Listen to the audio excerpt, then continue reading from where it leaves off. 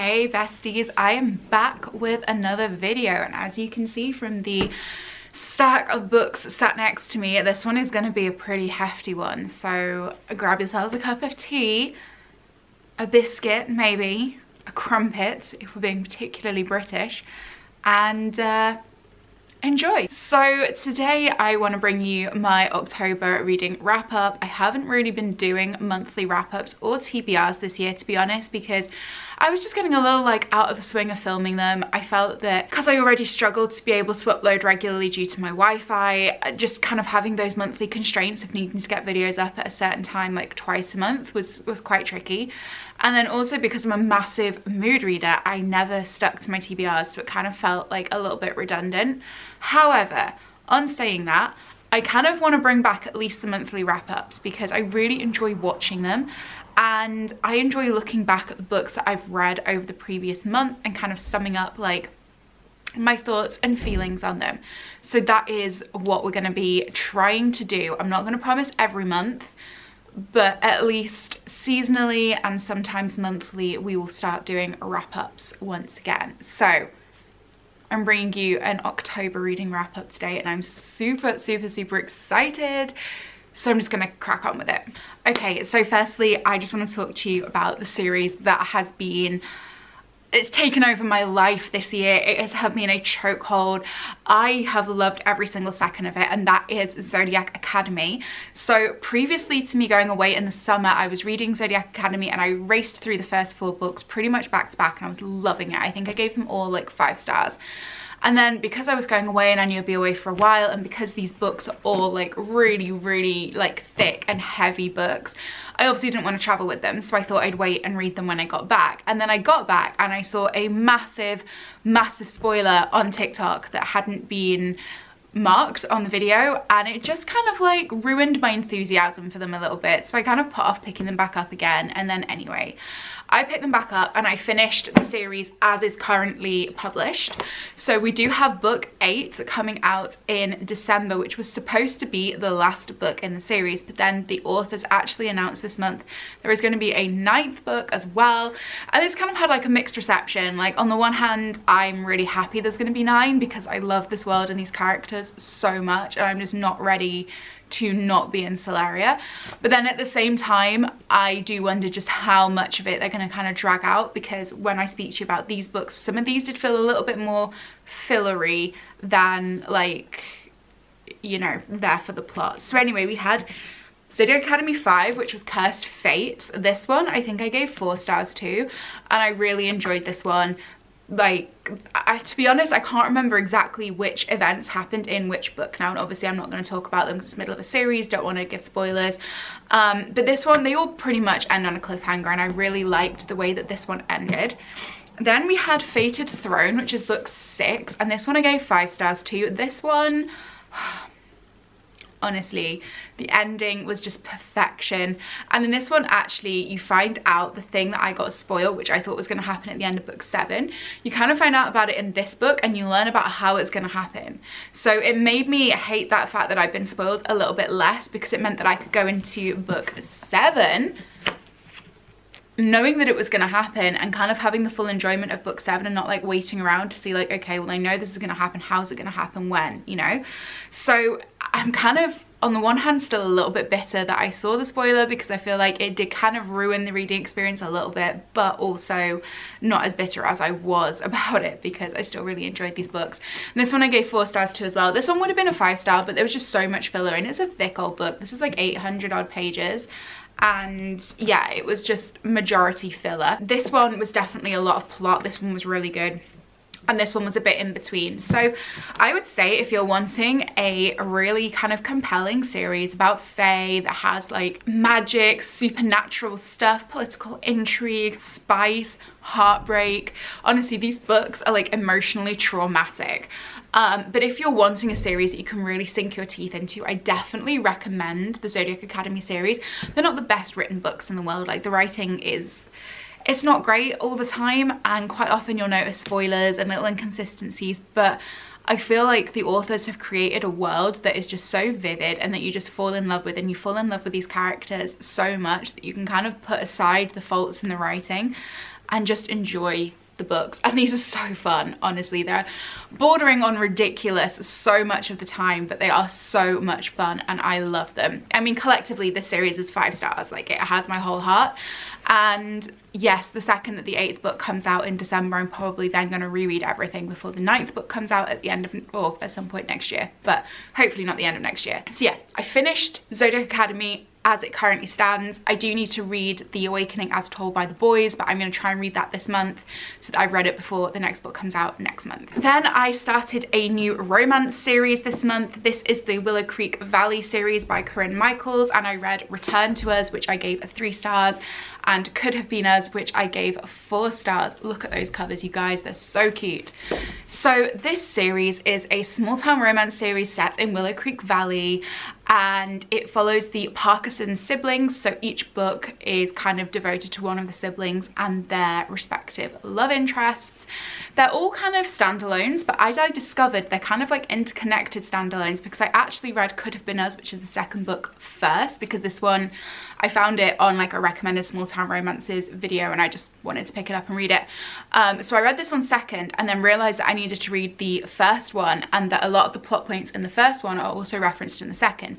So these ones are almost like on chronological, not chronological timelines, connecting timelines, I guess, in the sense that they're kind of running like in parallel to each other, but then they kind of branch off and go their separate ways. It didn't ruin the reading experience of Return to Us for me though, the fact that I read Could Have Been Us first. Like, I still really enjoyed it.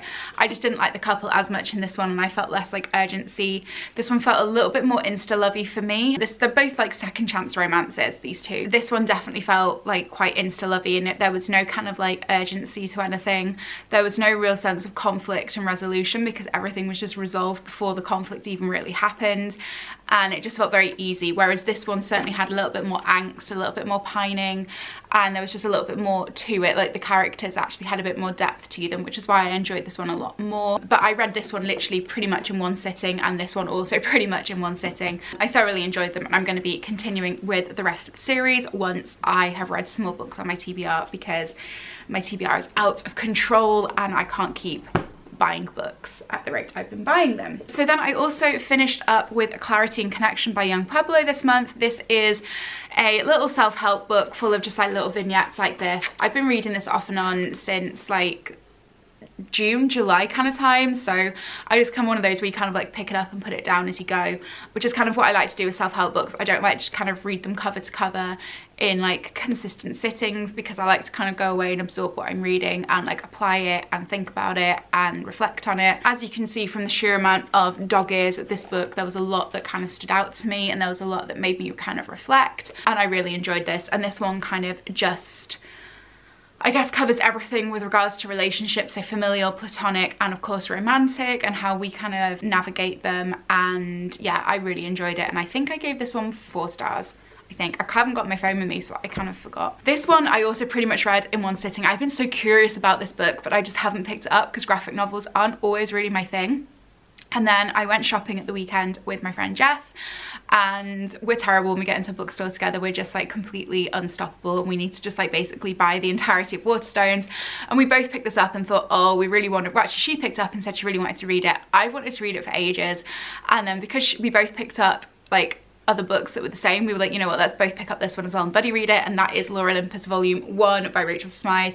This is so worth the hype that it gets. I enjoyed this so much. I gave this one 5 stars. It's the easiest 5 stars I've given something in quite a while, actually. So this is basically the Greek gods in Olympus, and it's just kind of like, honestly, it actually gives me kind of like Gossip Girl vibes. It's basically, yeah, it's the Greek mythological retellings, I suppose, but just done in a very modern and contemporary fashion. They are so sassy, and I think that's what I loved about it so much. It's so lighthearted, they're so sassy, they're so easy to connect to the characters, and yeah, I really loved it.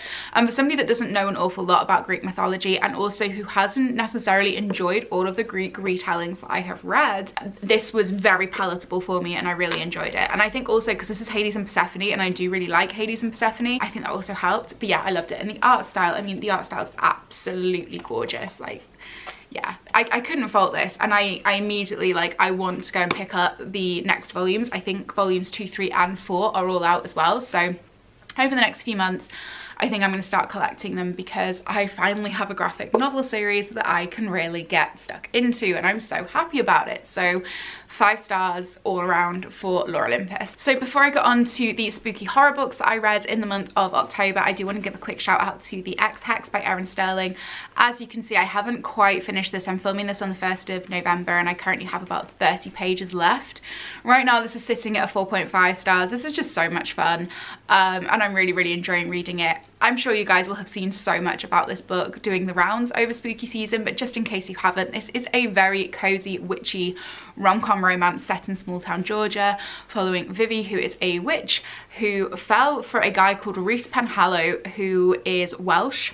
I'm Welsh. And Rhys lives in Wales, but he came over to Vivi's town. He's part of like the founding family for one kind of college semester in the summer, and they fell in love, and then he had to go back to Wales and broke her heart. And so she curses him when she's drunk, and she doesn't really think that she actually has cursed him. She thinks that she's done a fake curse, but actually he turns up on the doorstep 9 years later and suddenly it turns out that the curse is kind of really real. And this is just really funny. It's just like a light-hearted, cute autumnal romance. I'm really enjoying it. So I'm going to finish this off today, but this is definitely 4.5 stars. I'm loving it, and I like the fact that it's set between Wales and the US. And then finally on to the spooky reads, of which we have 5 to talk through. This was a very good reading month for me, in case you haven't guessed. Like, how many books have I read? Like 1, 2, 3, 4, 5, 6, 7, 8, 9, 10, 11, 12 books, 13 if you include The Ex-Hex. So feeling pretty good about that. Firstly, we have Horror Store by Grady Hendrix. This was a 4-star for me. I really enjoyed it. And one thing I love about Grady Hendrix is older books, not necessarily the new ones, but certainly the older ones, he really does the most with how he presents his books. So for example, we have We Sold Our Souls, which is presented like a Rolling Stones magazine, and it is about a rock band. We have My Best Friend's Exorcism, of which there is now a movie adaptation free on Amazon Prime. For anyone who hasn't seen it, highly recommend. It's so good. That's set like an 80s Hammer Horror VHS tape. And then you have Horror Store, which looks like an IKEA catalogue, and inside it also looks like an IKEA catalogue. And funnily enough, it's because it's set in a furniture store, very like IKEA. And this is basically a kind of haunted house kind of situation, but haunted store, I suppose. We're talking zombies, we're talking ghosties and ghoulies and things that go bump in the night, and with typical Grady Hendrix comedic flair. This was just wonderful, and again, very easy to get through. I think I read this in 2 sittings. I mean, the text's pretty big, and like the book's just set out kind of in a very readable fashion. I buddy read this with my friend Tori. We both loved it, and yeah, it was just a very fun time. And I liked the fact that it has a kind of open ending as well, so you never know really exactly how it's ended. I've heard that that has a movie adaptation or Netflix series adaptation or something in the works, so I'm very intrigued to see how that is done, because I think it will be really fun. And then we have Mary, An Awakening of Terror by Nat Cassidy, and this one I think I gave 3.5 out of 5. I enjoyed this. Was it what I thought it was going to be? No. I expected this to be absolutely like chillingly terrifying, and it wasn't, but it was very good.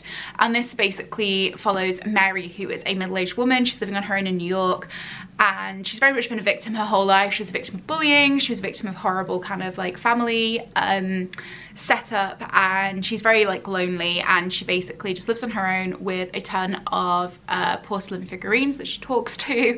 She works in a bookstore, and that's just her life. And one day she gets fired from her bookstore, and she comes home, and her landlord says that he's doubling her rent, and she's just like not in a good place. She's going through the start of the menopause, she's struggling with hot flushes, and she has this weird thing where every time she looks in a mirror and looks at herself, she sees herself decomposing.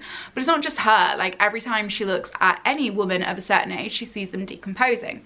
So next minute, her aunt rings her and asks if she can go back to her hometown in Arizona to go and look after her, so she does. And when she goes back, weird things start happening. People start dying, and there's a lot of parallels between what's happening then and also an old serial killer. This is kind of compared to Midsummer, which I absolutely see. It's very culty, very strange, very unsettling, and it is a very good book. The thing that kind of set me on edge a little bit, or not even on edge, but the thing that made me feel a bit weird when I read it is because I actually thought Nat Cassidy was a woman until I looked at the author bio page, like 3/4 of the way through reading it, and saw that Nat Cassidy is actually a man. And then that kind of led me to question why a man is writing a book from a woman's perspective and basically telling us how women feel during menopause. And I was kind of like, you don't know though, like, because he says in his author bio as well that he's cishet as well, so like that's not me just like reaching, like he states it. And I'm kind of like, it made me feel just a bit weird, like that a man is telling a woman or telling the audience how a woman feels during menopause. And I was like, this kind of feels like it's not really his story to be able to tell, because it's like, I don't know, it just felt a little off to me. But then I read the long kind of author's note at the end, the afterword before the author bio, and he actually deals with that specifically in the author bio, and he says, you know, I don't necessarily think that it is my story to tell, but I wanted to try. And it goes into his motivations as to why he kind of made that stylistic choice, and it talks about the sensitivity readers that he used to make sure that what he was saying is legit. And that kind of like made me feel a little bit better. But that was kind of one of my reasonings for just knocking it a little bit, because it just did make me feel a little bit strange, and maybe that's just me being too sensitive. Then I read Nothing But Blackened Teeth by Cassandra Core. This is a tiny little horror novella. This one I honestly thought was going to be 5 stars. I thought it was going to be horrifying, and I think I gave it 2. It was just trying to do too much with too little space. This is another haunted house like retelling, and yeah, it sounded like it was going to be absolutely terrifying, and it just wasn't. The writing was exquisite, but the plot just wasn't there for me. It was like just a little vignette, and I just felt like just massively underwhelmed by it, really. 10 out of 10 for that cover though. Like, that cover is perfection for a horror, but yeah, the actual book itself just fell a little flat. But like I say, the writing was exquisite, and I'm keeping this more for a educational standpoint because I'm studying creative writing at the moment, and I feel like this will be a really good book to reference because, like I say, the writing is incredible. Then I read Court of the Vampire Queen by Katie Robert. I was really excited for this one because this is a vampire reverse harem, and I was like, yes please, by the Queen of Spice herself, Katie Robert. I was like, oh yes, incredible. Again, this one fell a little flat for me. This was 3 stars, and I think part of the reason it fell flat is because it's actually a bind-up of 3 novellas, which I didn't know, and I think it just could have done with going through the editing process before being bound together, because there was little bits that could have been cut out. Like, there was a lot of repetition. You could kind of tell like where part 1 ended and part 2 started. They were recapping too much of part 1, which was unnecessary in like a full bind-up, because we've literally just read part 1, you know, we're not kind of going back to it however many months or years later. So I just think it could have done with another round of editing in between. There was some inconsistencies in the plot as well, which you could pick up on a lot more with it being a binder. But overall, I did enjoy it. It was a fun time, and it's basically Mina, who is half vampire, half human. Her dad is this bloodline vampire like Don, and he basically sends her to this other bloodline vampire as like a sacrifice to basically be like effectively a sex slave and then a blood slave, I suppose. This other vampire doesn't want to treat her like that, and he starts to realize she's a little bit special, and he brings his other 2 friends in, and they start to realize that she's special, and then they realize that she's the key to like unbinding them from her father, and it's like a whole thing. I'm not going to go too far into the plot in case people want to pick this up, because the plot's actually pretty fun. But yeah, I mean, I enjoyed it. The smut was incredible. It was just more like it just needed a bit of editing, I think, and I think then it would have been a lot better. But I didn't hate it. I just didn't love it. So 3 stars. Glad I read it. Probably won't read it again. And then finally we have Black Mamba by William Friend. This one is another one that I gave 3 stars to because it just felt a little flat for me. This was the author's debut, and it was good. And basically I bought it because of the little quote on the back which just says, "Daddy, there's a man in our room," and I just thought that was freaking terrifying. And basically this follows the story of a man who's newly widowed and his 2 twin girls, who are I think like 8 or 9 when this starts. And shortly after their mum died, they kept waking up every single night and running into his room because there was a man in their bedroom and they were scared. And then one night that just kind of stopped, and he was like, okay, great. And then they started talking about this imaginary friend they had called Black Mamba. And to begin with, he thinks that Black Mamba's just, you know, an imaginary friend, nothing to worry about. But then Black Mamba's presence in the family starts becoming a little bit more insidious, and he starts kind of like affecting everything. And it becomes like, is Black Mamba actually an invisible friend, or is he kind of like a malignant spirit, a malignant entity, I guess, in the house? So he calls his sister-in-law in who is the twin, obviously, of his dead wife, and she recognises a lot of parallels between what her dead sister went through when she was a child, and all of a sudden she's like, oh shit, this is happening again. And it turns out there's like a history with the house. There's some culty activities, some occult activities, and yeah, it was fun. It was fun, but it got a little bit predictable. It was a little bit scary. There was some parts that were genuinely quite chilling, and I did enjoy it, but it just wasn't. I wanted to be absolutely scared out of my wits, and for the second Halloween in a row, I have failed to be scared out of my wits. But anyway, I enjoyed it. So that is my reading wrap up. That is all 13 books that I read during the month of October, and I'm so proud of having such a good reading month. I hit my Goodreads goal for this year was 52 books, because I wanted to set myself like a slightly lower goal this year, just with the uni and work and everything. I was like, I don't want the pressure of reading over 100 books again, because just in case I can't do it. But then kind of like my realistic goal, or the goal that I wanted to hit, was 100. The goal that I really wanted to hit was 111. And then I was like, oh, the goal that's like my absolutely out there, never going to be able to do it, is 120. I'm currently on like 105. So like, I don't know. I'm going crazy this month. Yeah. Anyway, you guys, anyway. I'm going to end it there so I don't start rambling, but I hope you enjoyed the video. If you did, please let me know, give me a thumbs up, let me know in the comments what you read this month, what you loved. Don't forget to hit subscribe if you are new, and I will see you in another video very soon. Bye guys.